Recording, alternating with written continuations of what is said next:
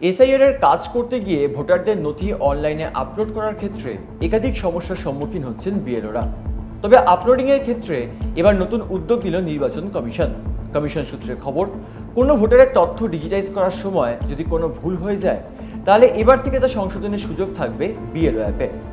রাজ্যের মুখ্য নির্বাচনী আধিকারিকের দপ্তর জানিয়েছে, বিএলওদের অ্যাপে এই পরিবর্তনের ফলে এনুমারেশন ফর্ম ডিজিটাইজ করার ক্ষেত্রে অনেকটা সুবিধা পেতে চলেছেন বিএলওরা। বুধবার সন্ধ্যে পর্যন্ত রাজ্যের 1,48,00,000 ভোটারের তথ্য ডিজিটাইজ করেছেন বিএলওরা।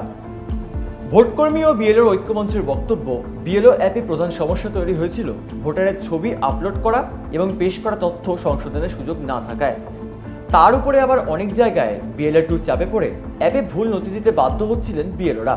এডিট অপশন না থাকায় একবার ভুল হয়ে গেলে অ্যাপে তা সংশোধন করা যাচ্ছিল না, ফলে শাস্তির কোপে পড়ার আশঙ্কা করছিলেন বিএলওদের একাংশ। সেই কারণে ঐক্যমঞ্চ কমিশনের কাছে মোবাইল অ্যাপে এডিট অপশন দেওয়ার দাবিও জানায়। আর এবার বিএলও অ্যাপে এই পরিবর্তনের পর নির্দিষ্ট সময়ের আগে ডিজিটাইজেশনের কাজ শেষ হয়ে যাবে বলে মনে করছে কমিশন।